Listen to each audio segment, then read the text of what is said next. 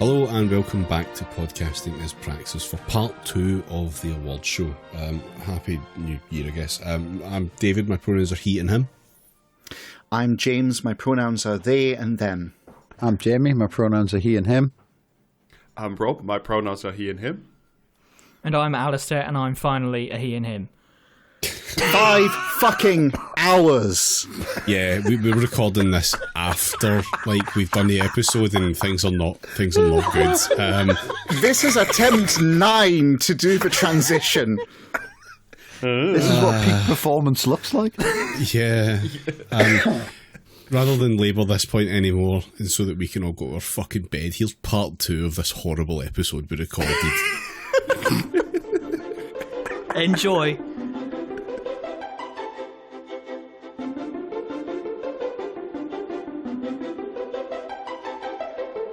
All right, so for our next awards category, we have we thought about how to do the politicians we despise most of the year, and this time we have gone for the category that we call the matching set of bastards. So you get both a Labour and a Tory, and they're all in the cabinet. They're just each other's. They're the opposites. So Rachel Reeves is the Shadow Chancellor, Jeremy Hunt's the real Chancellor, etc., etc. So this is your award for the matching set of bastards.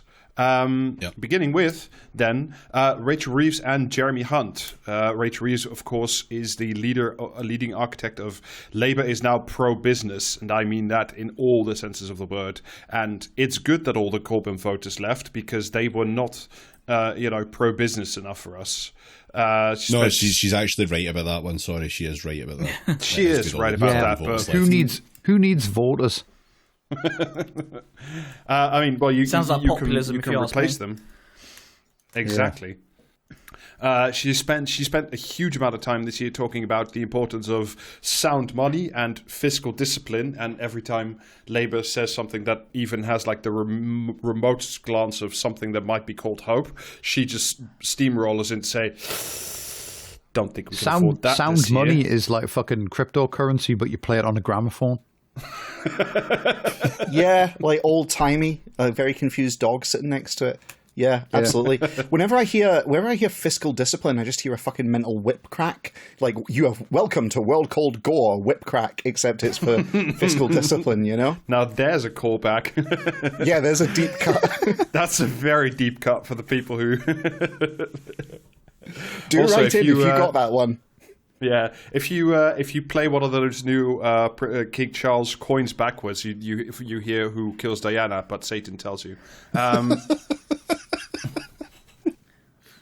Hang on, sorry, I'm going to pause a second. I've got to ask.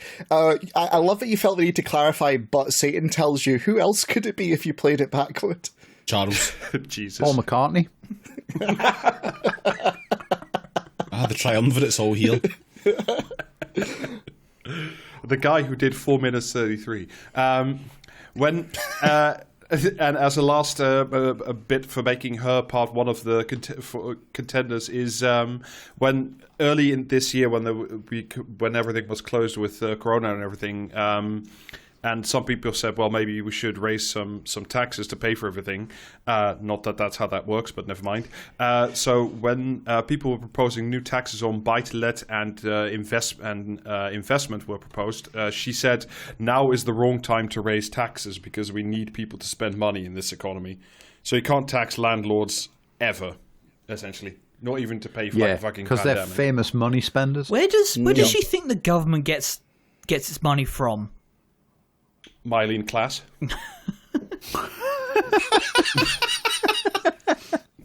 Good answer.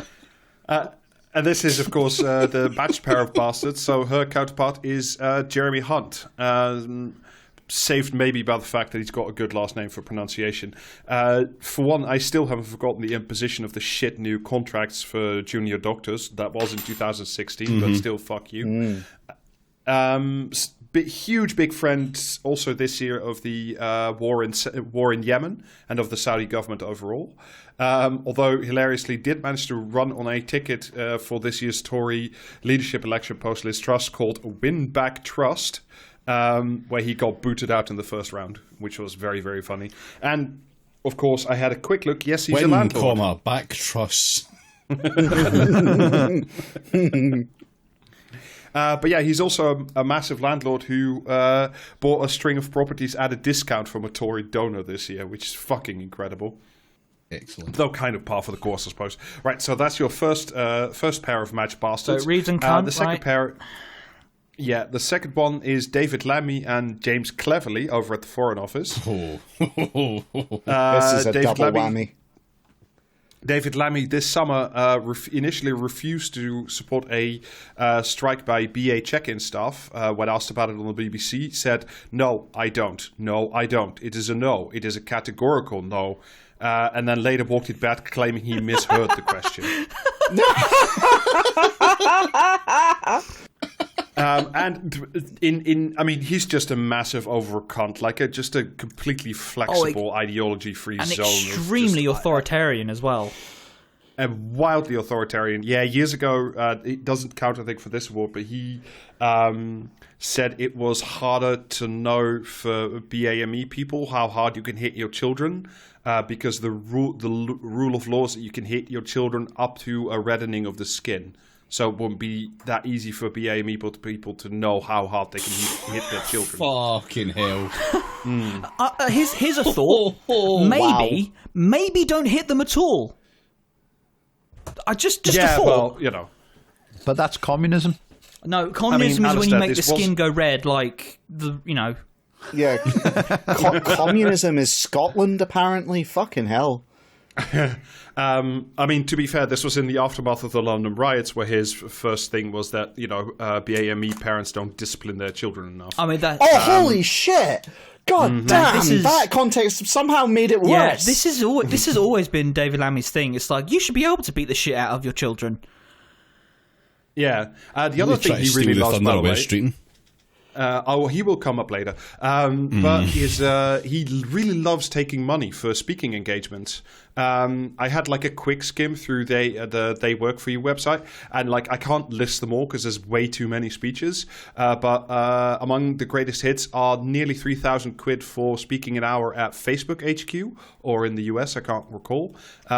He took 5,000 quid from an investment fund in November for one speech, and every month he bills LBC, or his company does, or his agent does, for like thousands and thousands of pounds from LBC for like hosting shows on there. Am I still Cool. on? Yeah. Oh, yeah. No, we were just letting that one sink in. Fucking prick. So, and his match pair is James Cleverly, who, right before the Qatari World Cup, said that gay fans should show a little bit of flex and compromise to respect Qatari culture. Fuck him and fuck Qatari culture. Yes. Also, he's David, you'll like this. Apparently, he's a Territorial Army Reserves guy. Oh, quality. That makes so much fucking sense. And also said this year that recognizing the state of Palestine is not a priority for his home office, for his foreign office. Wouldn't take much. It doesn't seem like something that would take a lot of effort. You just go, yep. No, but... Oh, I recognise that. I recognise that on a map. And in maybe the most damning indictment, he's also a Warhammer 40k fan, because I think it was this year that they found his private YouTube channel. What does he play? I can't. I haven't. Tau. Let me see. What, If I can... do not. He is not a Tau player. No, he's not a Tau player. It's going to be Imperial Guard, surely. Or maybe it's something He's really going to be a fucked up, Space like Marines Dark guy. Eldar. Space Wolves. No, it's Blood Angels. It's Blood Angels. Blood Holy Angel. shit. Excellent. Fucking A. Good. So yeah, that's your second pair of match bastards. Your third set of contenders. I don't know. I don't want to prejudice this, but it's the Home Office. So it's Yvette Cooper and Savilla Braverman. Hard to beat as a pair of fucking monsters. Yvette Cooper this year was nearly almost as anti-migrant as the Tories, talking, about the most important thing being to tackle the criminal gangs behind small boats. You know what that's just code for. Supporting the points-based immigration system was another fucking winner that came out of her mouth this year. Extremely pro-cop. If this is from her conference speech this year, people don't see police on the beat anymore. It's the best way to prevent crime and catch criminals. Yvette Cooper, the fucking Facebook post. More bobbies on the beat. We just need more bobbies on the beat. You know, like it's. Yeah, more bobbies on the Everybody beat for you to go, someone's just committed a crime against me, and for them to go, yeah, that's not my problem. Yeah, I'm on the beat. And also in her conference speech this year, literally said she would be tough on crime and tough on the causes of crime. Hey. Gotta love the classic hits being brought out. Can only get blander. Well, in contrast, of course, to her matched pair, Suella Braverman, who is just a monster. You thought the last woman was a psychotic fascist? Well, boy howdy. Turn that dial up to 11. I mean, this is very much like the Diet Coke and the full fat Coke of just fucking home office fash. Yeah, small boats, they essentially are literally no legal routes to migration at the moment. Said earlier this year that it was both her dream and obsession to have that first plane take off to Rwanda with refugees on it. Which is not, because that's now been declared a legal route. Yeah. Wrote earlier this year that we need to leave the ECHR so we can be more cruel to everybody, but like be on a more sound legal footing. Wrote in the Times that teachers shouldn't pander to trans pupils, as in they shouldn't use their desired name or pronouns. Of course not. And as a shout out to our old episode with We Don't Talk About the Weather, is still one of the founders of the Michaela School, that Catherine Burbelsing's Toughness Academy. That's not this year, but still worth a mention. Burbelsing, the woman that child abuse factory. The woman that can't identify a white supremacist when they report exclusively on anti-white racism and Muslim immigration news. Oh yeah, she had Jordan Peterson do a walk through her school this year. Anyway, so also, that's a third. Like, I think the Home Office is a particularly strong pairing this year. So for our next pair of match bastards, it's off to the home to health. We go. It's Wes Streeting and Steve Barclay. I mean, Streeting, the man, really needs no further introduction. Just an overall fucking right-wing briefcase shitheel who, in any legitimate timeline, would not be in the Labour Party at all. I believe he was described by a much better person than any of us as a lick-spittle little cunt. I believe is the expression used. So, when talking about the strikes in the NHS, said that the most important thing was that the NHS is needed and its doctors needed more of a can-do attitude. Of course, instead of money. Mm-hmm. He's also just an either. Well, I mean, whenever we talk about these people, it always comes down to: are they genuinely stupid, or are they being this way deliberately? And again, it doesn't matter. I think with him, it's deliberate. Yeah, I mean, almost certainly is. Deliberate. Yeah, but like talking about using the private sector to take the pressure off the NHS, when anyone who knows anything about how healthcare in general in this country works it's the same workforce. It's the exact same people who work in both the private sector and in the NHS itself. The only difference is that when the private sector can't deal with it, they just ship you off to the NHS. And also, the private sector is NHS doctors. They're exactly making money on the side. But it's also often it's even the same fucking buildings is the really wild part about it. It's like, Yeah, he definitely is deliberate though, because he did that whole singing. He fucking serenaded Keir Starmer by singing Robbie Williams's "I'm Loving Angels" instead, but said "I'm loving Starmer" instead. And you don't. Oh God! Yeah, you can't do that without it being deliberate kind of toe sucking servileness. Frankly. Yeah, but it wasn't always that way, because I don't know if you remember. It was earlier this year. It was in May or June when Starmer was looking quite weak after a couple by-elections. I think I want to say that it was. And that was the moment where Streeting all of a sudden said, I back strikes, in a transparent bid for maybe we can push Starmer out, and then I'll need the trade unions on board. So just fucking incredible. And then of course, as the last bit, as we said, just very quick to make use of the private sector. What could possibly go wrong with inviting more of the vampires in? I can't see. His opposite number, of course, being Stephen Barclay, essentially just a Tory standard issue, intransigent Tory cunt, who said, I think last week, that paying nurses more would embed inflation. So it's the nurses' fault that there's inflation. I do love. Or at least that would continue to be inflation. I do love basing policy around a wage price spiral that isn't happening. Mm-hmm. And otherwise, what else did he get up to this year? No, he's just a standard issue Tory cunt. So the last matched pair is Lisa Nandy and Michael Gove, Secretary for and Shadow Secretary for Leveling Not Up. a real that job. thing that is still Not a real job. No, it's a very real thing, and we talked about it on this very podcast. And it's still not real. Lisa Nandy this year, I didn't even know this, and this is, maybe look forward to this in 2023, wrote a book this year called All In, How We Build a Country That Works. I just heard Sinan, I heard his ears prick up as you were saying that out loud. Is the first step in building a country that works Building a town. It's unfortunately, JB, it's not that. It's that we should give more power back to the levels and communities where it belongs, so Grimsby can level up. That book is such a nothing endeavour that it doesn't even have its own article on Wikipedia. Did you say that her answer was to give power back to the levels that need it? Yes, or something Like along the Green those Hill Zone. Yes, exactly. You say Green Hill Zone, but very quickly it becomes Chemical Plant Zone when you do that. It's not even. Speaking of, it's not even the first result on Google for building a town that works. How much of a fucking no impact book was this?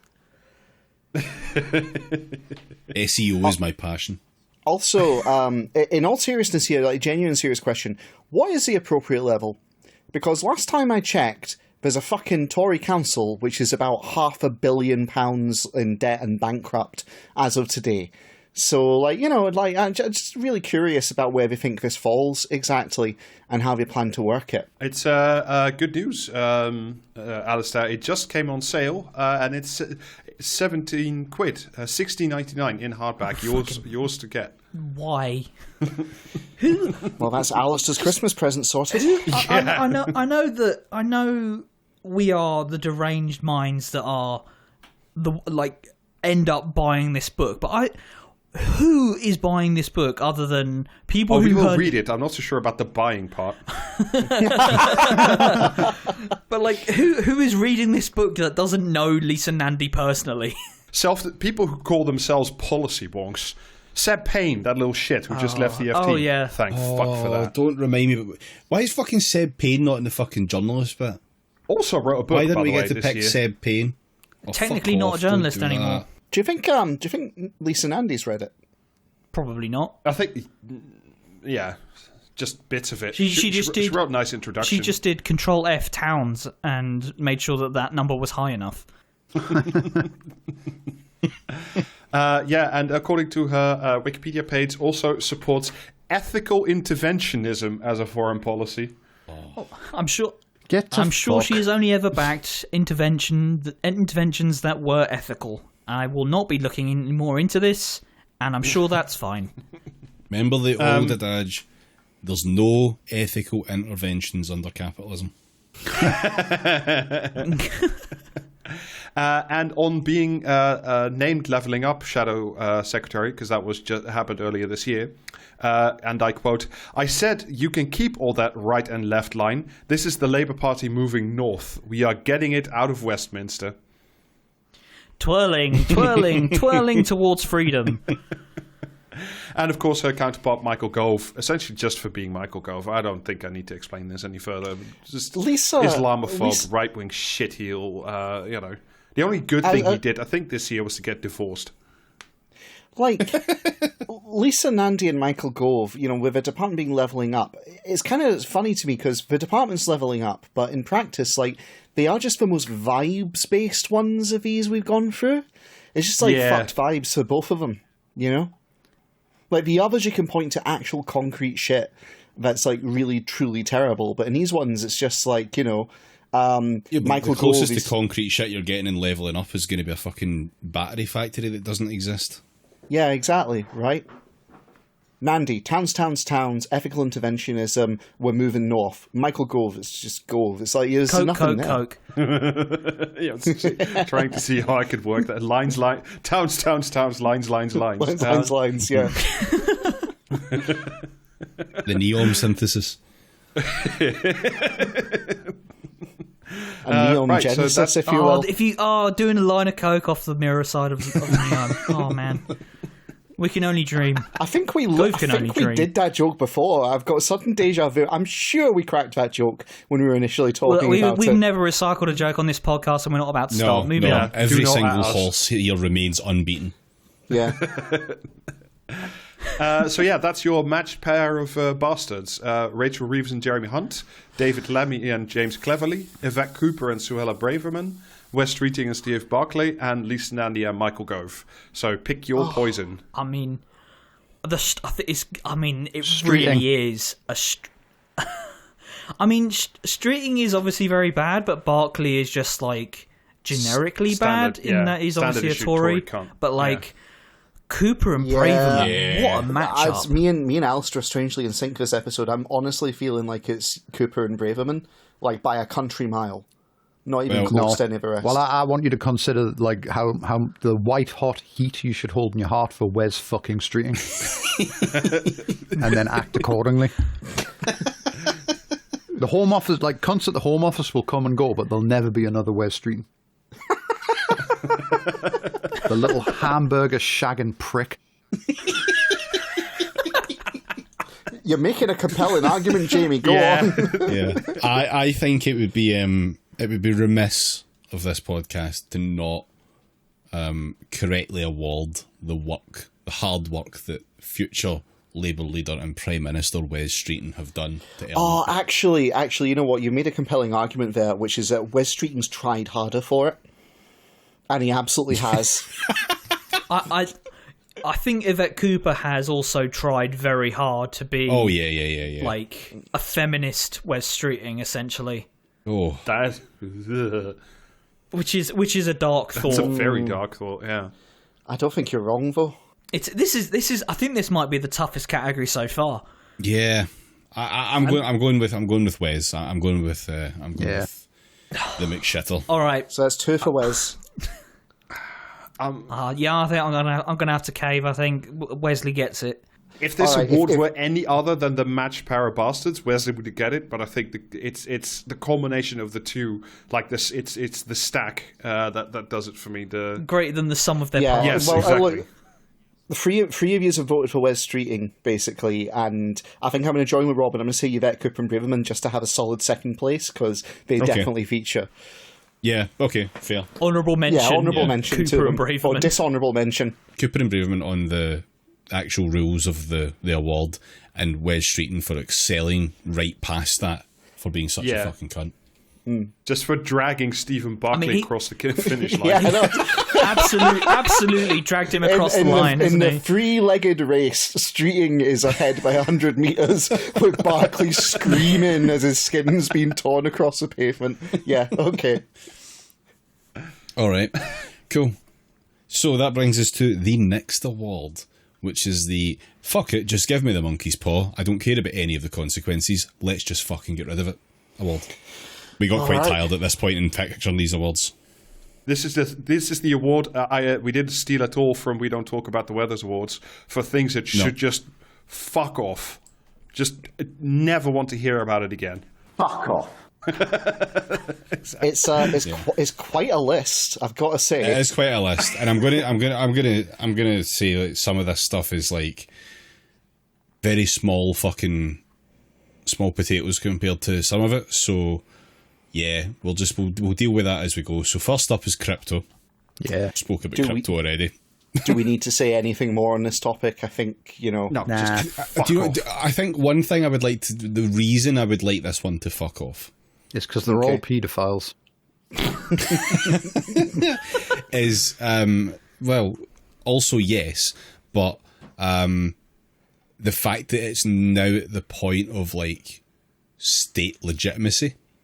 Yeah. I can and understand it's starting to encroach in that now, and it's like, this is of all the times where it should fuck off, this is the time. It's been fun. I've enjoyed the meltdowns. It's made Reddit funny for the first time, which is good. But now is the time to stop. Okay. The highs have been very high, but the lows have been very frequent. Okay, kids, you've had your fun, you've had your apes all gone, now it's time to pack it away. Yeah, okay, sure. Now it's time for fiduciary responsibility. No, thank you. Just honestly, I resent this so very much because it has forced parts of my brain to learn what a bored ape is, and I hate it so much. Yeah, it's made life a different kind of hell from the usual, which I suppose is a good and a bad thing. Speaking of life as a kind of hell, the next item on the list, TERFs. See, I think that this one, I don't think that it's fair to have this on the list. Like, just straight up, because obviously yeet them all into the fucking sun. But like, oh, fucking hell. They've not made stop. it easy this year, have they? No, they haven't. At time of recording, I'm sitting watching, like, the Scottish Parliament is currently going through all the amendments and voting on the, new gender bill that's been coming for a long time, and just... Oh, there's another gender. Yeah, there's at least 3, Alistair. Didn't you listen to Biden? But no, they've... And this is to go even further beyond. Yeah, this gender is on the blockchain. But in all seriousness, though, so I've been following along on Twitter as it's been going through, and the TERFs in the actual chamber and outside, they're literally holding a vigil for the death of women's rights in Scotland right now outside the Scottish Parliament, and they've been literally the activists have been being removed from the chamber for hissing at trans women in the chamber. Oh Just yeah, hissing, I saw that. like a cat. Just whenever they see a trans woman, just hissing at them. Yeah, it's not even in the fun I George hope one of Galloway those- way. Did security chase them out with a big squirty bottle? More or less, someone, in all seriousness, someone genuinely posted that the security looks incredibly tense tonight because they're really worried about stuff happening when this doesn't go the way they want it to. So yeah, fun. But yeah, I mean, TERFs is like, yeah, I don't know, it can't lose. It's almost unfair. Put it this way, we're going to pick a second place for this award as well. This fucking awards process is rigged, I'm telling you. Next up on the list is, stay with us, Jeremy Corbyn. Yeah. Is that a record scratch right here? No, No. it's. I will briefly explain.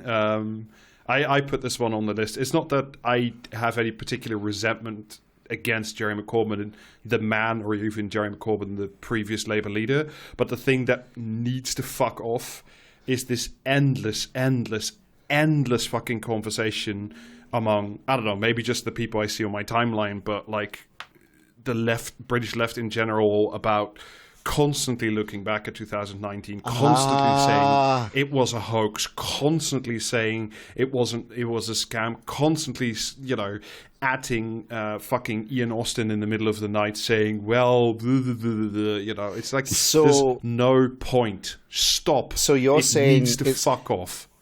It's not Jeremy Corbyn, it's the hauntology of Jeremy Corbyn. But like just the and on the other side, because there's still fucking people in the Labour Party and in the Conservative Party whose only sole fucking job seems to be Matt Fordham looking at fucking you, whose only job seems to be about Jeremy Corbyn. Like just fuck off. I want it to fuck off, and it needs to stop. It's like, Can we take a moment for that exemplary Rob noise? yeah, I'm quite impressed by that, and that's gonna be a new drop on our stream. I don't know what the image is that goes with it. It's the ones with the Corbyn derangement syndrome that fucking do me in. But, yeah, like, on both absolutely sides. destroy me. Yeah, let's do it on both sides. In a landmark first for this podcast, we are doing the in both sides. Well, can I on that very same idea? Can I add a late entry? Maybe. No. See what happens. If we go, Who's opened that door? No, What's going on? I'm going to do it. Why are there I'm going bagpipes? to do it. If we're going down that route of things I wish never existed, I think I've come to a position: the Scottish independence referendum of 2014. Yes. Now, I mean, my that's 'cause rationale... Scottish is just a type of English, isn't it? No, well, see, Yes. here's where we disagree, right? We've come to the same position, but our theological explanation, our dogma, if you will, is different. Because, I'm in favour of Scottish independence, right? It would be good if Scotland could ever have it. Sorry. I'm going to fast forward you to the point because you're not opening this fucking door. No, I'm not. Trust me, it's the very next sentence. So I think it'd be good if we could get it. But here's the problem. We're not getting it. And unfortunately, Scotland is absolutely fucking hooked on the debate over it since 2014, and politics is in complete stasis. And it's not changing. And it's causing real structural flaws to get swept under the carpet. And, there's a lot of fucking around going on, and they're finding out it's been stored up. And a lot of bad politicians are getting to basically coast off the back of their position on IndieRef on either side. Not this is there's bad. Scottish Greens, bad SNP, bad Labour, and bad Tories, and bad Lib Dems, I guess, for all they matter. Well, if nothing else, it gave us that incredibly bizarre period where people said that Ruth Davidson was good. Yeah, exactly, right. So this is the problem. It's paralysed Scottish politics pretty terribly, and it's, we're getting some things are happening, but it's all deck chairs, and the structural problems just go unaddressed because everything just gets punted off onto Scottish independence James, as a concept. James, the Scottish Greens are in government now. They're going to make everything better. So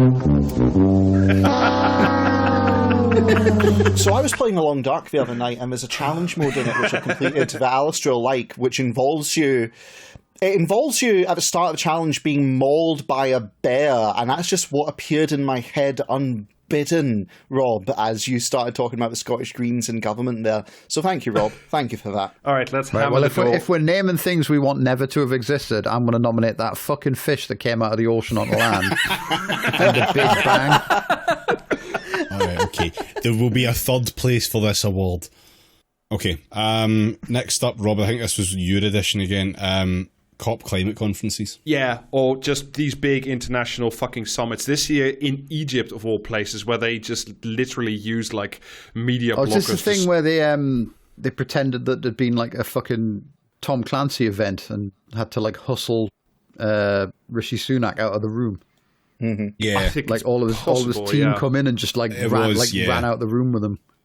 Yeah, that was exactly they just hoped no one would turn on the TV and see that Britain hadn't been attacked. Yeah.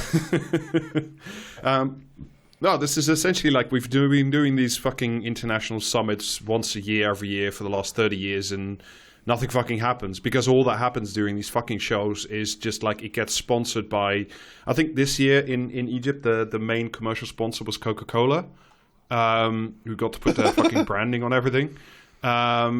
And of course, it was a massive reputation laundry for the Egyptian government, which is just a fucking military dictatorship that jails everybody, and is just incredibly gross. And it's just an opportunity. It's like Davos, but for people who are less serious. And I hate it. Yeah. And I wish it's a greenwashing exercise and nothing more. Yeah. You've just described it perfectly there, Rob. That's spectacular. Yeah. Are we done with climate conferences then? Yeah. Am I up? Am I? Yep. Right. Well, my fucking choice is social media gurus. Like fucking Andrew Tate, the fucking cunt giving everyone tips on how if you give him money, you'll be as rich as him one day. Not sure how that works.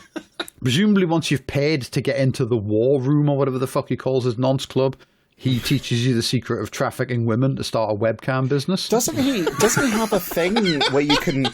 He's got these special mugs for sale, and you have to be a member of his club to be able to order one. Is that guy? Mugs for who mugs. fucking knows? Yeah, Who literally, honestly Rob. fucking knows? There was that nonce that started the Daily Starmer. The Daily Starmer. I'll try that again. No, leave it. That's unimprovable. Right. Yeah, there was that fucking nonce that started the Daily Stormer who was on Twitter yesterday, I think, talking about how, doing a biology lesson, in his words, about how all men are genetically predisposed towards noncing, and that's why you should stop reporting into the FBI. What the fuck? How did I miss this? It was like he did a huge thread about how, like, because of evolution and biology, men are most attracted to most attracted to women. It gets better, but men are most attracted to women just after they reach sexual maturity, and then every like second after that moment, a woman's value decreases, and that's just biology and genetics. You can't argue with that. By the same token, women are attracted to guys that have money. And I'd like to know how he fucking figured how evolution figured that out. Like, what was the what was the fucking set of events there that caused women to evolve to like money? Women are just like buying an avocado from the supermarket. Yeah, there's that fucking stop watching porn dickhead who keeps like fucking doing tweet threads about how he used to just wank like a fucking chimney, and now like he stopped.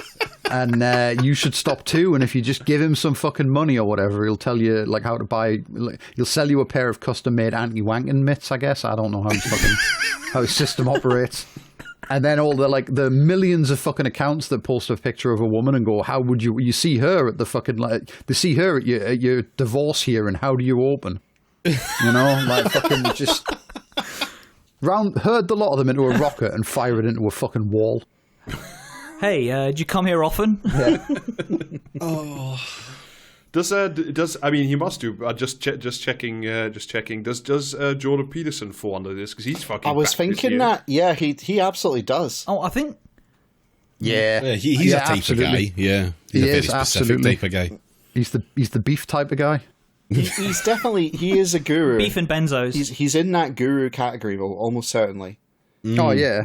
Although lately he's also, didn't his daughter go out with Tate? Yes, with Andrew actually, Tate? I think yeah, in a rare crossover event. Yeah, this is looking like two great tastes together at last. This is looking like a strong category from my view, to be honest. Ooh, it is a strong category. Right, we've got one last one, which again Jamie wanted on, which is simply America. Yeah, and it's not a real country. Yeah. Stop pretending. It is not a real country. This has been established many and we can times. finally erase it from the collective consciousness. So are we saying America, but as in like the state, not Americans, the people? Well, if the Americans hang around and they go to other places, they'll just infect the rest of us. If America, the state, never existed, then a considerable amount of those people just wouldn't be there. So, and also, I think that's a bit instead. unfair. Yeah, like we could have contained the outbreak. Yeah, but instead we sent boats off to like America and Australia, and now there's just fuckheads all over the planet. Saved an entire continent from Europeans. Yeah. Can we revise this to say that what we needed to do was fire an Exocet missile at the Mayfair Pilgrims?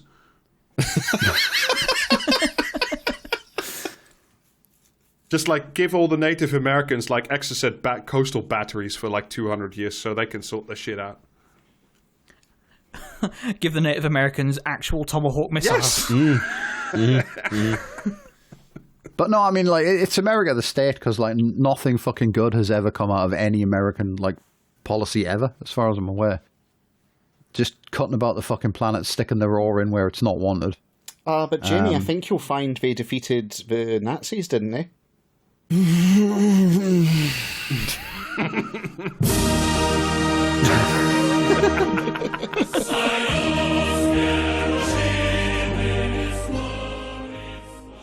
Yeah, be upstanding for this podcast. So yeah, anything else to add to this? I mean, I think it's an elegant case, well made, Jamie. So, anything else to add? No. I think that probably interesting. Actually, no, there is one minor wrinkle. Oh, fuck off. No, it's a good one. If you got rid of America, you would get rid of TERFs as well. That's true. I don't know. Two birds, one stone. I don't know. I feel you the would British disease is too powerful. I don't know. I think the Britons could quite easily fucking, do some convergent evolution type shit. No, I don't think you wouldn't have TERFs without like American mega churches. Yeah. Yeah. Fair enough. Organised TERFs at least. Yeah, fair enough. Okay, right. So I think we'll just all agree right now. Right, TERFs gets first place. Yeah. Right, okay. Yeah. Like perennial winner. Every year they're still around, they always win. Yeah, Lifetime achievement award for turfs. Yes. Yeah. We'll just give second place to America. I'm gonna have a dissenting vote for Gurus. Yeah, I'm gonna actually. I'm gonna actually say that. Yeah. I actually, honest to God, of the choices that are on here, right? If we take out turfs in America because they're a bit big, then COP climate conferences and Gurus are my ones where I'm like, oh, those are pretty strong. All right. Well, I mean, it's a clear winner for type of guy there, then. So, I mean, not really much I can do about that. Sorry, Lila, that's all your content gone. Yeah. The thing is, as well, we didn't even like mention like the piss guys or that weird fucking here prick you are. that said horses. Like you couldn't trust a woman on a horse or a motorbike because like they were too sexy. There's just they're an unlimited fucking resource of weird pricks who like to pretend that like biology like somehow gives them a right to be a fucking insane nonce on the internet. It's not enough that they're weird. They have to insist to other guys that they can make them weird too. Yeah. It's always that thing where it's like they're providing like excuses for fucking like weird pedophiles online because it's like, you know, the guy's like, oh, actually it's perfectly natural to want to fuck kids because biology says that's how like dogs work or some shit. And then all the pedophiles reading that go, yeah, that guy has some good ideas. I think we should listen to him. Also, in extension of this, the other thing they do is like they're contagion based because like 7 of these guys see what Andrew Tate's doing, then they all start their own sub brand and make like half the money, and you know they branch off into infinity, and they should all fuck off. Yeah, some of them start a podcast, and then that inspires other ones to start a podcast, and pretty soon you've got an extended universe going. Mm-hmm. If anyone listening to this feels inspired to start a podcast, even if it's for good reasons, don't do it. Don't do it. Do not make the you will mistake feature on next made. year's list. Yeah. That's not fair. Yeah, but what's the listener going to do about it? We couldn't do it, and neither can you. Want proof? Here it is. I'm going to say my vote, although I'm clearly outvoted anyway, my vote is going to go to Scottish independence. In fact, more widely, it's just going to go to Scott Paul. Like, all of it, I just would like it to stop. Just all of it. Return to Strathclyde. So, that brings us to the next category, Alistair. Oh, sorry, the next and final category, actually. Yes, the final category, the Golden Turd Award for absolute worst cunt. Yeah, just we've got quite a lineup as well. Just the biggest piece of shit. Just the most annoying people who have a disproportionate amount of influence in everyone's daily life, pretty much. Yes. To mixed degrees, yeah. Every single one of these people we're about to mention, even if you're not consciously aware of it, they do occupy space in your brain, and you must resent them for it, frankly. Yeah. So, at the top of our shit list is the man himself, Elon Musk. Hurrah. For reasons I think that we've covered twice. Briefly gloss over. If you've made it this far into this fucking episode, you'll know why. Like, this doesn't need explaining. just go away. Yeah, seaside. Elon Musk for all the things that he has done. Yeah. Has he finished? I mean, just while we're recording, has he finished his meltdown at one of his fucking big investors? No, he's still arguing with a Tesla investor as we fucking speak. Excellent. Like, good. This has been going on for 3 hours now, and he's still arguing with a fucking investor on Twitter. You should just change public spat, change the guy's avatar and fucking username, and then charge him $10 for it. So that's number 1, and number 2 is cringe lib content creators. I think this is a fucking bottomless well, isn't it? Yeah. This is a long list of responsible people. Mm-hmm. I've picked out a couple. God. Yeah. First up, we have the sex blog guy. I think you mean Mr. Rio Fufu. Imagine being the pound shop Mitch Ben. What a tragic life that would be. I purposely didn't look into fucking Mitch Ben because I just didn't want to. You don't need to. You'll be haunted I forever know. from that fucking like clip of him going nom nom nom nom. Oh, I hate that. Fucking hate it. I tried to read one of his books for this podcast, and we're not doing that because there's a bottom even for me. Yeah, too bad for even. And the this bottom shit. is not Skulax Caledonia, it's Mitch Ben's kids' book. FYI. Yeah. So, just a couple of little examples. I have a tweet which I would like to read to set the tone. I'm not going to read from the sex blog, partly because I have a brand to maintain, and partly because I don't hate myself that much. Even I have my fucking limits. David, I don't hate you that much. You're fine. Carry on. I'm in Essex, so obviously off for a pint with @Supertansky. Wrongs will be righted, dragons slain, dystopias topiaed, and Fuck off, Ross. competitive abuse of Jacob Rees-Mogg will be heartily indulged. It's Real the tweet sent from a real man. It's the dystopia's topiad line that I think I hate more than anything else. It's just there's so much packed into that. It's like layers of Whedon-esque shite. It's just yeah. Well, that happened. The tweet. So He had to crowdfund a legal defence this year. I say had to. He didn't, but he did. Because he said something about an MP. I can't remember what or who or anything. I can't be asking into it. But he crowdfunded a legal defence. It was for like £6,000. And when asked, "Don't you have a book that's going to be very popular coming out?" the answer was, of course, yes, but royalties get paid every 6 months or something like that. And he royalties only get paid when you sell the book. He would donate the same amount to a charity after this amount had been paid, and then all of the rest of it apparently went to charity. I had a little look through his Twitter. He said he would post proof of everything. He seemed to post a bunch of stuff about the crowdfund money. No mention of the extra £6,800 from his book royalties. I'm Maybe shocked. Not enough time has passed, but this is obviously an auditory medium, but imagine my shocked face. well, 6 months hasn't I passed imagine since it's, this happened, so it is entirely possible that within the next couple of months he will post something. However, ... We haven't mentioned. one last We haven't thing. mentioned. Oh, I've not even finished with Rush yet. All right, fine. Let's not speed this up too fast. Come on, wallow in the cringe with me. Russ did a book reading, as in reading this from the his own thing book where- in a pub. He charged people, but he didn't actually book the pub. I don't know the ins and outs of this. I remember there was some sort of fucking there was- drama about this. There was something where like people were accusing him of, some woman accused him of being less value, that she paid 30, she wouldn't pay 30 quid to see like Russ in Cheshire in a pub, because for that money she got 2 tickets to see Marina Hyde. And I'm sure someone in that said that they hadn't even actually booked the pub. They'd literally just turned up at a pub at a given time.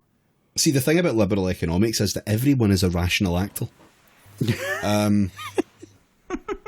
No, he did do a book reading in a pub, and I know he did it because I have footage of it. Days into his campaign, and with 2 false starts already under his tiny, tiny belt, Sunak then told his fellow MPs that his only weakness was striving too hard for perfection, before appearing in front of a ready-for-issue campaign banner on which he'd misspelt the word campaign.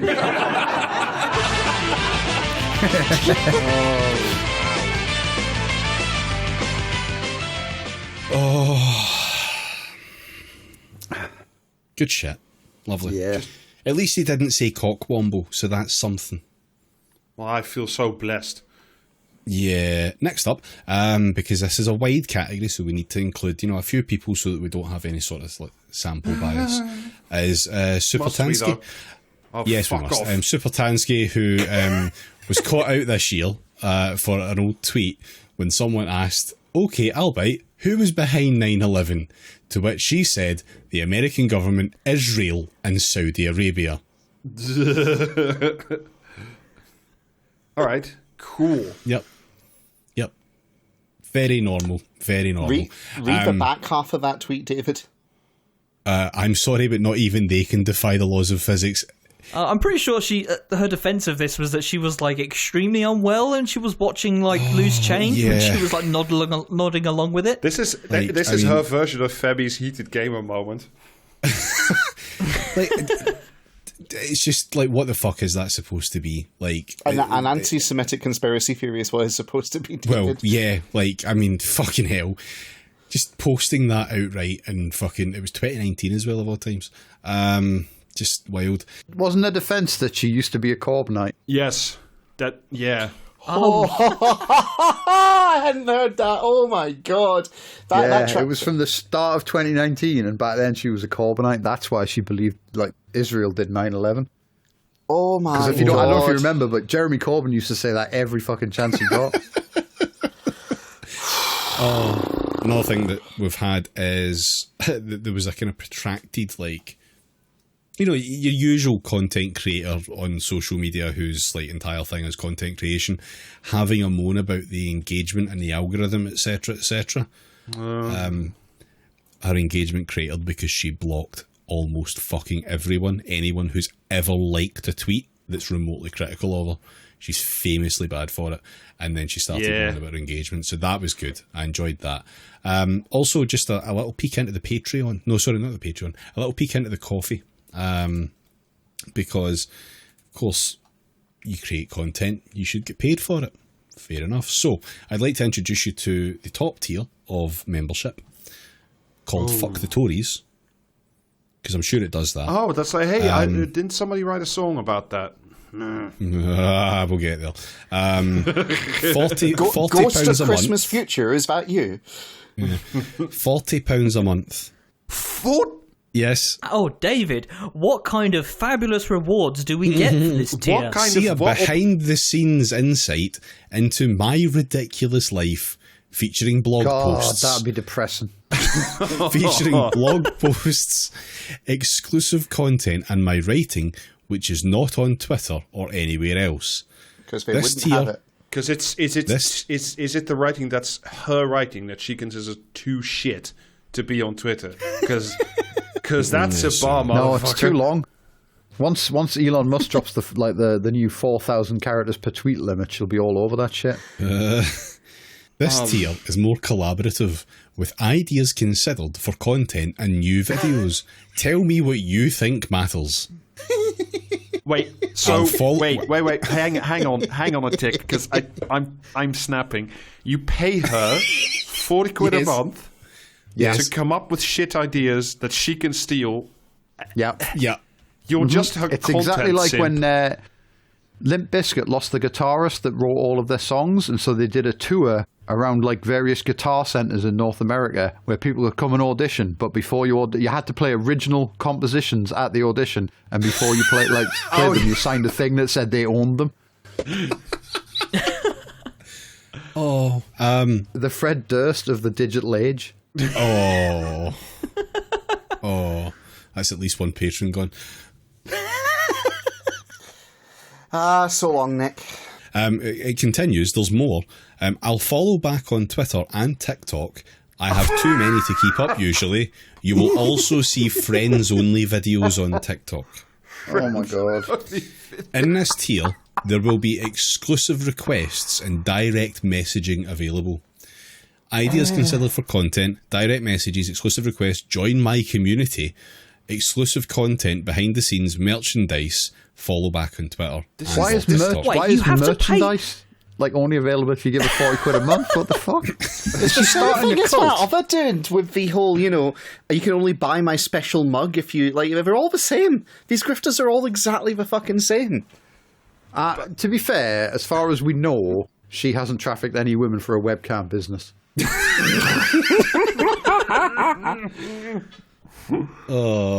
So, but that takes us on to, as Rob said, there's a song. Jamie, I'm going to hand over to you because you know more about this shit. Because I kept as far away from the definition of lad baby as possible. I do like the dynamic though of David being the Hal of the podcast and Jamie being the Dewey.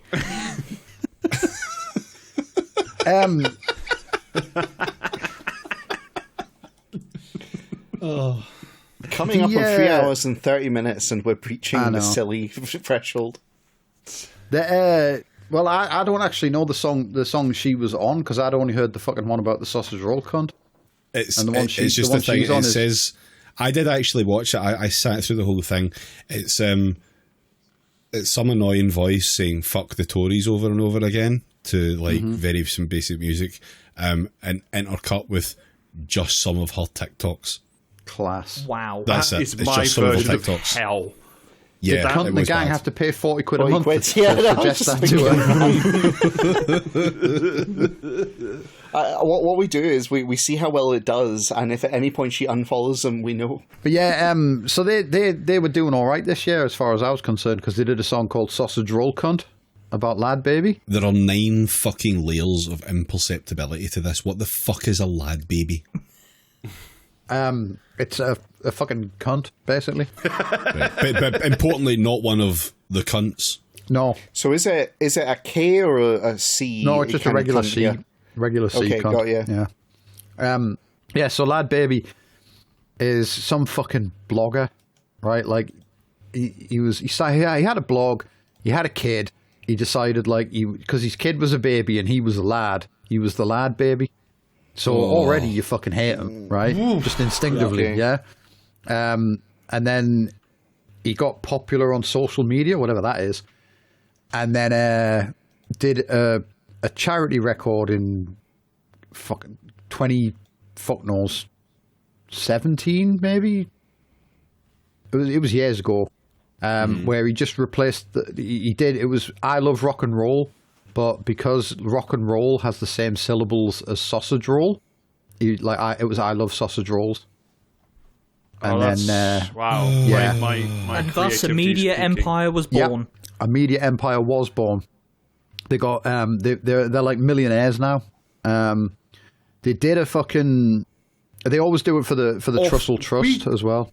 We are so. I sometimes think this, but really, the 5 of us, we've been recording this shit. FYI, little background information. We've been recording this shit for 4 hours, and we love all of you. But we could have spent an infinite percentile of replacing something with sausage rolls and just bring in the fucking money dump truck. Like, I like doing this, but fuck me. On the plus side, we've been at this for 4 hours, and I've got a sandwich now. Yeah, and that's there's people true. people waiting outside my house with those tinfoil blankets to give to earthquake victims. Just wanting to know how I survived this ordeal.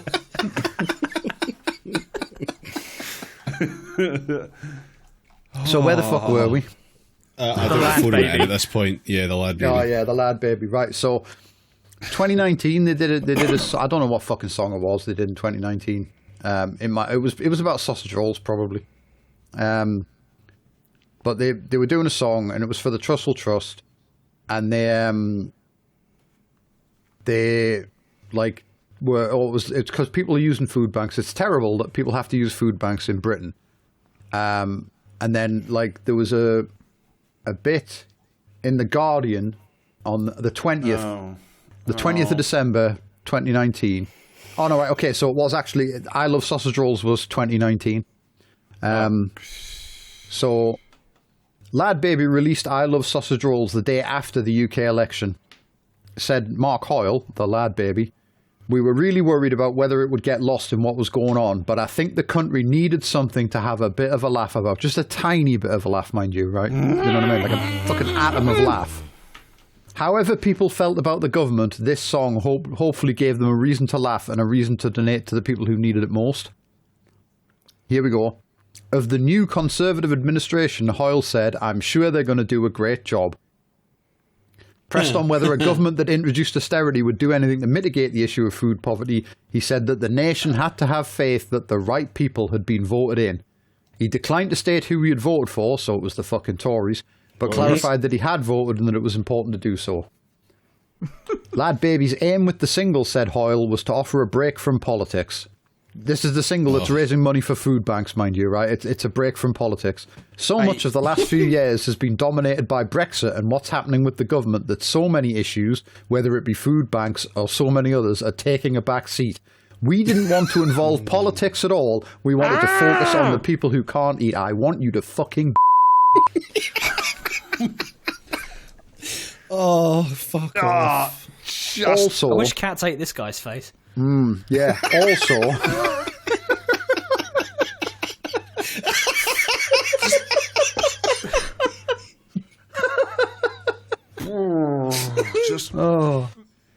also, just as a little snippet that was related to that, he also had a bit of a pop at vegans because this was the year of the vegan sausage roll, if you remember.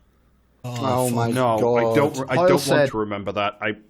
When we spent some time with the Trussell Trust, we learned that the only thing people really get a choice in is allergies. They don't have the luxury of saying whether they're a vegan or a vegetarian. They just get what people have donated during that week. It's a luxury to be in that position where you can choose.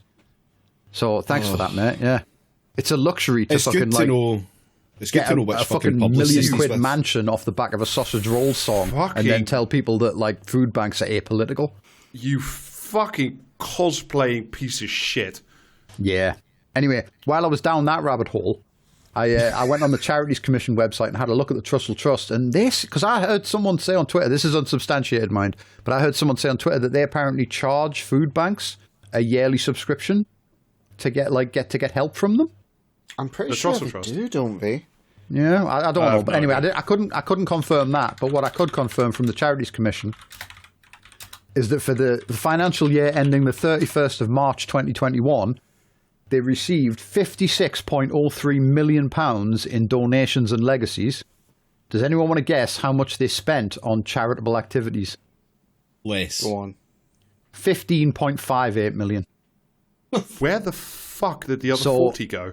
The 39.06 million is retained for future use because people aren't hungry now. They might be hungry in the future, but famously, like, there's not that many hungry people in Britain in like 2020 to 2021.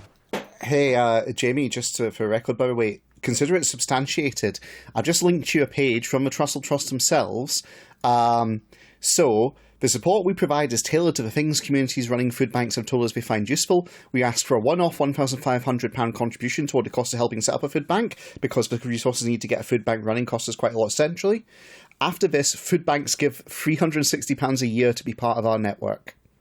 Fuck off. So yeah, they do. Charity is a lucrative business indeed. Yeah.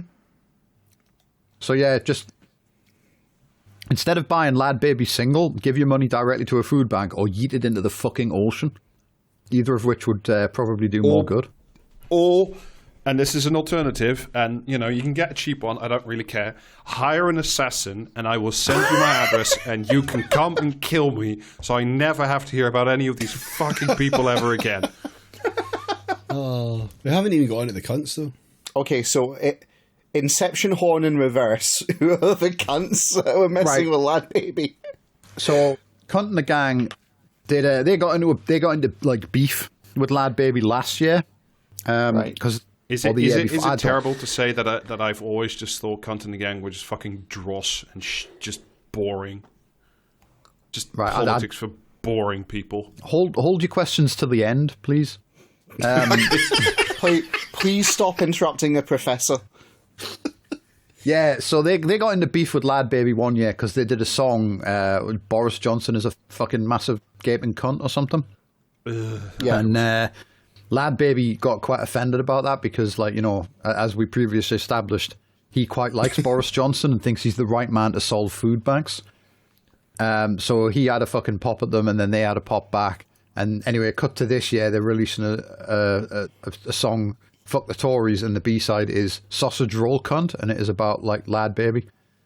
And it's quite catchy, to be fair, like. But then, like, they fucked it by, on the main track, Fuck the Tories, they did a mix, because their strategy for trying to get Christmas #1 seems to be they've done 2 songs, which are going to count as their release, and then they've done a bunch of different mixes, and put them on playlists on like different streaming sites, and they want you to just put the playlist on, turn the speakers off, go do like live your life while your computer just streams the songs in the background because that counts as chart like position or whatever. So they've done a bunch. One of the mixes they did had Super Tansky guesting on it, and when they copped fire for this on Twitter, their social media guy turns out to be the guy who got Rage Against the Machine to Christmas #1 in 2009, I think. Again, for apolitical reasons. I think it was just because people were sick of X Factor or X whatever Factor, it was. Simon Cowell, yeah. Yeah, people were sick of Simon Cowell's X Factor band always getting Christmas #1, and the best medicine for that was Rage Against the Machine, because famously they hated, their main beef was with Simon Cowell. So that guy is running Cunt and the Gang's Christmas Christmas. Oh, fucking is this record why one Twitter. of those Rage Against the Machine Gun guy cunts showed up halfway through saying, "Actually, I think it's great." Quite possibly. Yeah. I think that that's the publicist. That's the publicist in question. That's the guy who runs that account for Cunt and the Gang, but also runs or ran. No, he did the that campaign for the Christmas #1 years ago. I just. But he runs a whole bunch of different Twitter accounts for various things, and then sock puppets them all to have conversations with each other. You know what I mean? He'll say something. He'll say something on one account and then respond with a bunch of cry wank emojis on another account to make himself seem popular. It's quite tragic, really. But yeah, I think they've deleted all the tweets now. But he was swinging into people in in replies of the tweet announcing that Supertansky was on it. So Cunt and the Gang are Blairites now, apparently. So yeah, rip. I hate all of this. Sorry if anyone thought they were entertaining or anything, but yeah, you like Tony Blair now. I'm sorry to have to break it to you. So hang on. So that was the category cringe lib content creators, right? It was, and you cannot say it was not cringe. No, I cannot say that. I want to die. God, this is why we should never have progressed global communications past I don't know, the semaphore. This shit. Yeah. Coming straight for Jamie's qualification. Fucking hell. Rob, Rob did that fucking ending where you just turn everyone back to the Middle Ages on Deus Ex, didn't you? No, I wish this was fucking General Hospital and we just zoomed out on a little boy in an overcrowded bed and he smashed the fucking globe apart. I think you find that was Saint Elsewhere. Jesus. He's not wrong. I would rather be fucking Saint Elsewhere right now, We've frankly. been recording for too fucking long. Right, okay, next up then, who has Starmer? I have Starmer. I mean, fuck that guy. It's just, in terms of being just the absolute worst cunt, I mean, this week's winners include, I think it's okay if we track some migrants with microchips. I love to fucking tag people. Microchips? Microchips go well on a small plate. But the... Yeah, tracking migrants with microchips. I love that. I love tracking people like fucking cattle. I'm sure there's no future government or current government that would ever abuse such a thing. Still can't fucking get off the fence with strikes. I think the line at the moment is the government should get around the table and then not say anything after that. Being the party of pro-business, being the I mean, I can't really be asked to get into the whole Labour inside baseball about party blocking and candidate blocking, because it's that's kind of par for the course is what these cunts do. That's how they win. But yeah, and my biggest problem with them is, and I would prefer Wes Streeting as party leader, because at least I suspect he would be less catatonically boring. He would I could spend more time hating him actively. Whereas I just this fucking bag of wallpaper paste, just fuck off. I don't have much else. Just Starmer. You listen to this. You know him. podcast. You loathe him. The man himself. just the worst person. Just the worst person. This managing, middle life cunt with, oh, I wear shoes that my son wears. They're 200 quid Hugo Boss ones. I'm the centrist dad. Let me embrace this identity. Just the dullest motherfucker. He takes an entertaining photograph. Yeah, the only person we have in our ally on the inside in the long struggle is whoever his photographer is, because that person's a fucking comrade. But yeah, just dreadful. Just singularly fucking dreadful, and I despise it. So, Mohammed bin Salman. Shall we talk about him? Shall we take a moment? Because he's on the list. Yeah. So, remember, this is for past year, so I've had to restrict this quite a bit, right? So I'm going to mention nothing about moonwalk appreciation. Yeah. So, as you're aware, there was this other thing, the killing of a journalist, Jamal Khashoggi, and that happened a few years ago. So it's not for that, but he did release a quote this year, in respect to that, where MBS said, "I feel that human rights law wasn't applied to me," he said. Article 11 of the Universal Declaration of Human Rights states that any person is innocent until proven guilty. So, love that. That's just a wonderful little quote. Yeah, the only way you can prove that Jamal Khashoggi was killed by the instruction of MBS was if you'd caught him in a Cluedo-esque way in the library with like a candelabra or something covered in blood. Yeah. No, it was a hacksaw. They sent a bunch of guys who literally traveled with hacksaws, as you do. Well, there's no hacksaw in Cluedo, so he must be innocent. I'll take my 2 million quid in small bills, thank you. Park a van around the corner and I'll go and get what I need. I didn't realise you were, so high up in European politics, Jamie. Anyway, but it's not just this. He's got a bit of a chip on his shoulder in general. In response to questions about this from certain quarters, he said, "We don't have the right to lecture you in America," he said. "The same goes the other way." Asked whether by...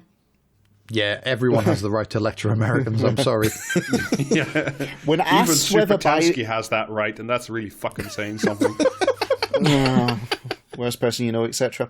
When asked whether Biden misunderstood things about him, he said simply, "I do not care."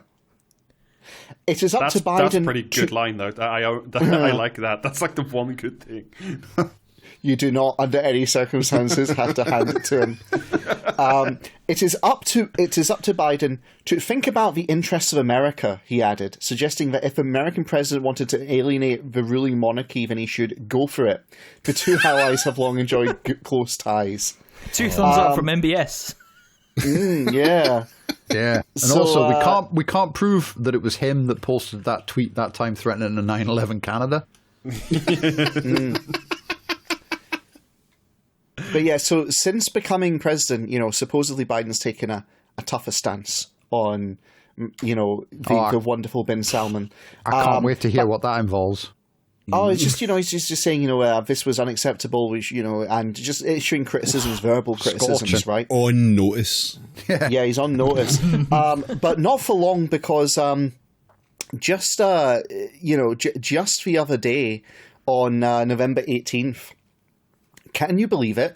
The US grants immunity to Saudi Arabia's Mohammed bin Salman as a head of state. He cannot be pursued in court over the killing of said journalist because he's a head of state. He's been appointed Prime Minister of Saudi Arabia. So, Can I say something in between here, which I've always just enjoyed so very, very much about this whole affair, is that like earlier this year, when the energy prices went sky high, like Biden essentially he did that fucking fist bump with bin Salman on the on the tarmac, if you remember, and he was essentially went there to like beg for lower energy prices, and just like groveled and essentially made this whole affair just go away for him. Said, "Don't worry about it, we'll polish it up if you lower the energy prices." And then bin Salman just turned around and went, "Lol, no." Yeah. Bitch, what are you going to do about it? Yeah, so this is, he's really in here for the things he said rather than for the actual, whether or not that murder was his fault. All the things he said about it definitely qualify him as a bit of a prick. But it's not just for that, because obviously we talked about Neom, The Line, just all of that shit. Go back and re-listen to that and bear that in mind. It's his baby. He's made this happen. But also, he's got a personal interest in it. And I just want to finish on this note, a little quote from a publication. Saudi insiders describe Crown Prince Mohammed bin Salman, known as MBS, as mercurial and a micromanager. In addition to directing the murder of Washington Post journalist Jamal Khashoggi, according to the CIA, plotting violence against former Saudi intelligence officer Dr. Saad al-Jabri, whose children MBS still has imprisoned, and taking former Lebanese Prime Minister Saad Hariri hostage, he allegedly locked up his own mother. So, I mean... And it's for these reasons that Keir Starmer can never be Prime Minister. But yeah, so he's just he's a micromanager on this project, which is an insane boondoggle, which we've covered, in the extreme. And whether or not he was responsible for this murder, he's certainly, his attitude and his behaviour towards it and everything associated with it speaks volumes, I think. And then there's all the other stuff, which is like, okay, even if you don't buy the CIA line, He did fucking, plot violence against a former Saudi intelligence officer. He's still got their children imprisoned. He's did take a former Lebanese prime minister hostage, and supposedly he has locked up his own mother. I mean, what more do you want from this guy? Like, on the international stage, he's definitely up there. As a micromanager, how many micro chaps does he oversee? How many micro chaps can you fit on an angel's plate? Well, they're all consulting on the line, so. But yeah, I got nothing. MBS, there you go. There's one. Yep, okay. And to close us out, we have what which I feel is very apropos at this specific moment in time. We've been recording for multiple hours now. We are all fully going insane. So who better to close out this category, this award, and this entire episode, but none other than Giles Corran himself. Fuck you, Giles Corran. So I'd like to give a shout out to Mick Wright for being a true Corran head. I thought how dare you do him like that? I asked Mick for a worst hits list of Giles Corran, and he very helpfully provided me with no less than about 10 articles. Because Giles, this is from this year alone, no less. Giles Corran has a truly titanic output of "I've got a deadline to meet" articles. For example, one of the articles that I've read many articles of Giles Corran's articles for this award, and it has sent me fully insane. He has one article that is just.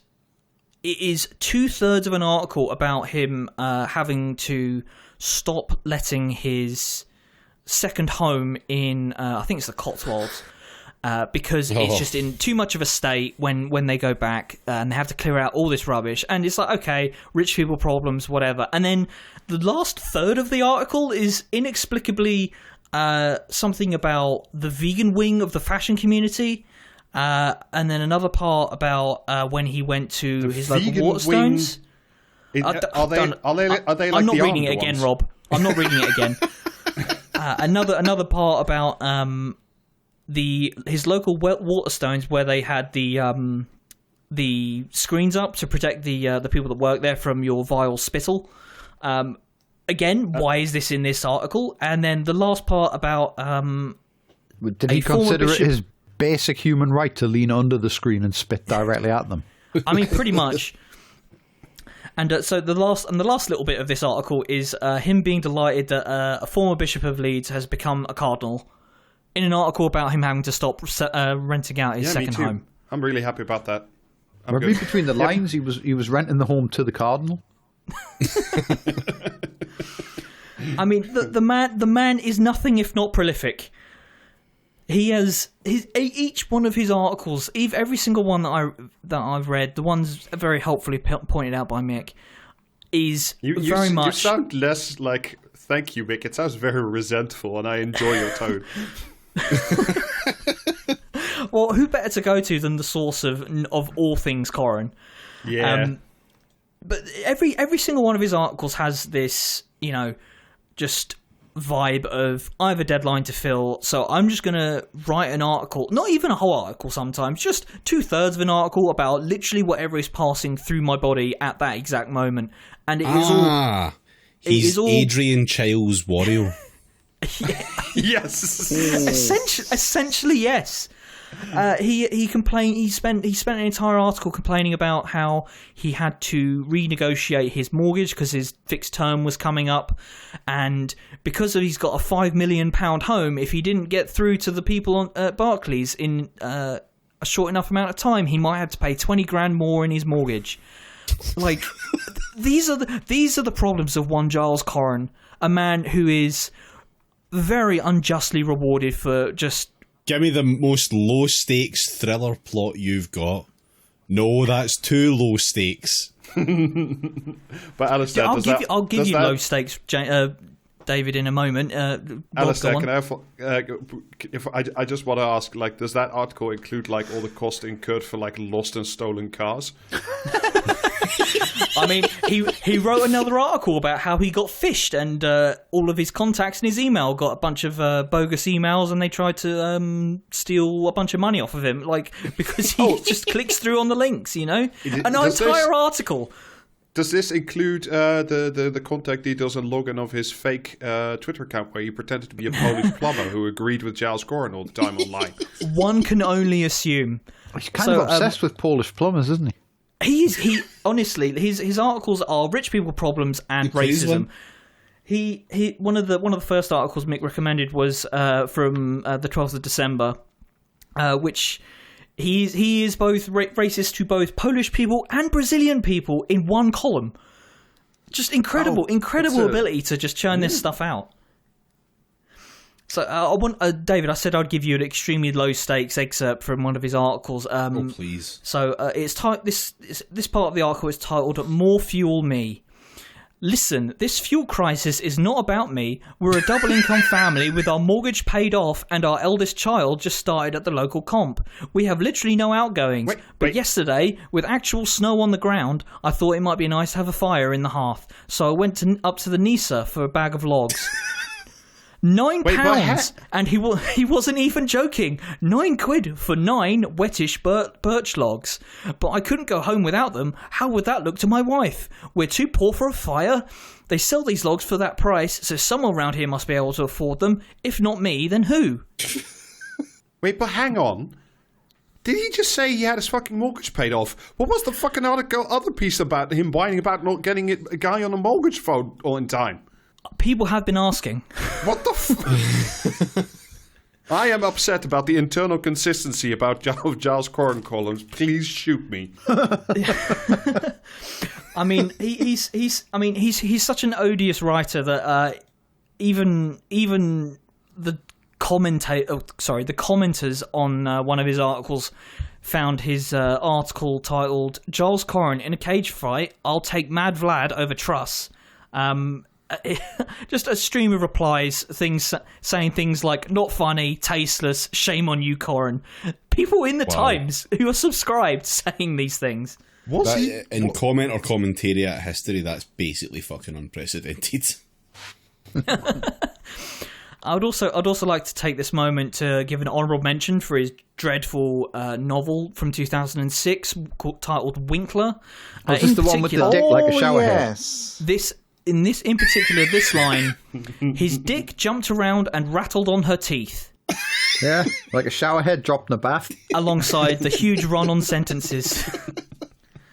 So I mentioned earlier that Corin has an incredible ability to combine last-minute got to shit something out with just impeccable like bigotry and racism. Yeah. Here's another excerpt from one of his articles. My wife and I have done up 2 houses very nicely in the past few years without going near an architect. Oh, this is from an article, by the way, where he is bemoaning having to get architects involved when you want to renovate your £5 million home. You just get some slabs in, chuck them 20 grand and bugger off on holiday. When you come back, they've smashed the place up a bit, so you give them another 10 to make it good, and Bob's your uncle. Your house looks no worse than it would have with an architect, and you've saved 100 grand. How much Imagine saving 100 grand. How much do I have to chuck some people to fucking batter the shit out of Giles Corrin? And I've got one more excerpt for you just to finish this whole ordeal off. I am begging you to make it stop. Our decision to stop doing so has nothing to do with the former Lib Dem Andrew George's call for renters in Cornwall to ask landlords for a guarantee that they are not adversely affecting local house prices before visiting. We are, I guess, and we're sorry. It's because these people treat one's house, second house, with such contempt. Whoa. I mean, if I knew landlord problems. If I knew it was his house, I would shit in the TV. Apparently what people were doing is they were breaking shit and then just hiding it under the bed so they didn't have to pay the deposit, and in which case I have to say good job and well done. Yeah, well done him for not noticing that the broken shit was missing. Yeah. And well done us for getting through this fucking section. Jesus Christ. Yeah, well, it was the absolute worst cunt award, so the last thing to do here then is pick a winner. I don't even remember where we started this fucking Elon Musk. Okay. All right, yeah. Well, just fucking give it to that cunt. You know what I mean? For services to divorce and apartheid. I'm voting Corin purely because of how many of his fucking articles I had to read for this. So let's re-summarize for the benefit of our listeners who are as probably brain damaged as we are at this point. So it's Elon Musk, cringe lib content creators, I forgot about those fucking clowns. Yeah, exactly. Starmer, Mohammed bin Salman, and then finally Giles Corrin. I mean, Giles Corrin is sort of on a different plane because I will never in my fucking life forgive him for writing that Dawn Foster thing. Absolutely. Yeah. So that's almost unfair. Actually, I think we should look at it this way, right? Of all the people on this list, it's unlikely that any of them will ever hear this and get mad about it. But of those that we have put on, the most likely to hear it and get mad about it is Giles Corrin. So we should give it to him. Either that, yeah, or the team content creator, the Russ Bus and Supertansky and all that shit. No, I'll give it to Corrin. Yeah, I don't want. I wouldn't even give the libs the satisfaction. Yeah, no, I'm definitely going to say Corrin because he's just the worst cunt. Starmer generates good posting. He's not a good poster whatsoever, but he generates good posting. The lib fucking cringe factory also does generate some good posting, which I laugh at. Elon Musk is making it his life's mission to be the most owned man on the planet. Yeah, it's true. Which is fucking great. Mohammed bin Salman... There's an entire cocaine industry that is being propped up by his expenditure. Neom has generated a lot of good fucking posting. Yeah. Giles Corrin, however, just does bad posting. All right, but on that metric, I want to give it to Mohammed bin Salman because all the fucking Twitter ads I get all the time are for fucking Neom. I'm giving it to Giles Corrin. Also because I still remember his article about his daughter and just yeah, all right, Alistair, good case, well made. Your sacrifice was not in vain. Thank you very much, Mick, for your continued services to brain damage. And thank you, Mick, for being even more damaged and still being a good person despite absorbing more shit than all of us together. Your efforts have not been in vain. Yeah. A prestigious award for not someone undeserving. Yeah, congratulations, Giles Corrin. You are this year's absolute worst cunt. So, who's all ready for commentariat, man? Strap in, it's the end of year bumper special. No. Yeah. We're already creeping out on 5 hours. What's another fucking bit on the end? So this was initially going to be one episode, and obviously, as you've noticed, listening, it has crept into 2 and taken us into the new year, which has brought us another week off. We're still recording in the new fucking year. Yeah. thank you very much. It's been a displeasure to create this podcast and continue to fucking administer the bastards. So, I hope you're still enjoying it. I hope you'll continue to listen to us throughout this new year. I hope you had a good time at New Year. And we will see you again soon. If you're not a patron, now's the time. Patreon.com/PraxesCast. We have plenty of bonus episodes in there. You will not have heard them. You will also have future bonus episodes coming. There will be more Twitch streams. There will be more merchandise. So, just if you like bad t-shirts, then you go. We have everything that you could possibly want. You don't have any taste listening to this right now. So, yeah. Make it your New Year's resolution to give me money.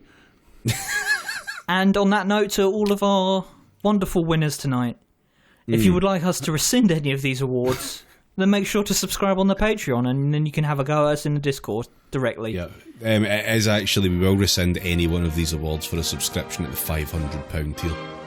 Yeah. However, they get reinstated if you ever unsub. Correct. Yes. So, thank you very much, and goodbye. See ya. Up the workers. Goodbye, everyone. Good night.